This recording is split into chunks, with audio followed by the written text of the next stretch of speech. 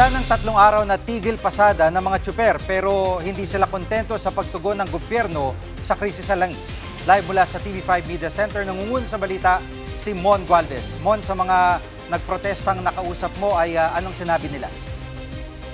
Jiggy, nananawagan yung mga nakiisa sa 3-day transport strike na maibalik muli sa nasa 55 pesos yung kada litro ng petrolyo. Yan ay lalo't may mga dumating naman daw na bagong supply ng langis sa bansa. Kaya giit nga ng grupong Manibela, lumalabas na nabayaran na ng taong bayan ito dahil nga kasabay ng mabilis naman na pagtaas ng presyo ng mga kumpanya ng langis kahit nung nag-uumpisa pa lamang yung gera sa Middle East. Bukod dito, dismayado rin sila sa hindi pagsuspindi ni Pangulong Bongbong Marcos sa excise tax sa diesel at sa gasolina. Pinuna rin nila yung service contracting program maging yung 10 piso na kada litrong fuel subsidy. Mga band-aid solution lang daw ito na lumalabas. Bukod sa mga jeepney drivers at operators ng Manibela, sumali rin sa protesta ang iba't iba pa mga transport groups, kabilang na yung mga taxi, mga TNVS, maging yung mga tricycle drivers at operators. Pati nga yung mga truck drivers nakiisa rin sa kanilang kilos protesta. Tuloy daw itong transport strike hanggang sa Biyernes. Narito ang pahayag ng ilang mga transport group leaders. Taong bayan na ang namuhunan doon sa inangkat, inimport na mga produktong petrolyo. Dapat i-roll back ang presyo ng langis dahil itinaas na nila ito nung buffer pa, nung stock pa nila yung mga produktong petrolyo. Yung pera po, nakakasiguro kami, makakuha namin yan pero hindi po magpupunta sa gasolina yan. Ang amin po, ibigay ng gobyerno yung subsidiya sa pamamagitan ng krudo at gasolina para po tuloy-tuloy ang gamit at wala pong pera na makukurap.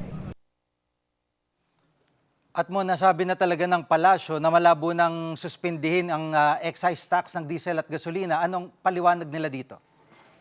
Oo nga, Jiggy. Paliwanag kasi ng Department of Finance, hindi raw ito kasama sa rekomendasyon ng Development Budget Coordination Committee o tinatawag na DBCC kay Pangulong Bongbong Marcos.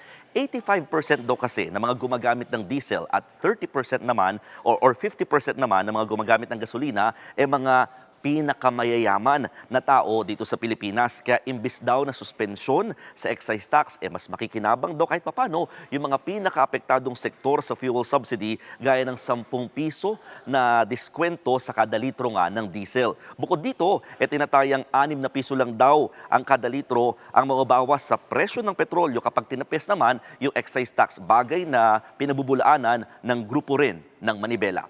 Jiggy. At may inaasahan pa bang rollback sa presyo ng petrolyo sa mga susunod na araw? Actually, good news, Jiggy, dahil posible raw na magkaroon ulit ng rollback sa presyo ng langis. Paliwanag ng Department of Energy, bumaba yung presyuhan base sa Mean of Platts Singapore o MOPS. Yan ay sa kabila ng blockade ng Amerika sa Strait of Hormuz. Sa kabila nito, patuloy namang nakabantay ang DOE sa sitwasyon sa Middle East. Naritong pahayag mula sa Energy Department. Yesterday and 2 days ago, medyo steady pa siya. Hopefully, they don't do anything very drastic or very violent. Kasi halimbawa, pag tinamaan yung isang barko doon, then the market also reacts, no? Yan muna ang latest. Balik sa iyo, Jiggy. Yan ang ulat ni Mon Gualvez live mula sa TV5 Media Center.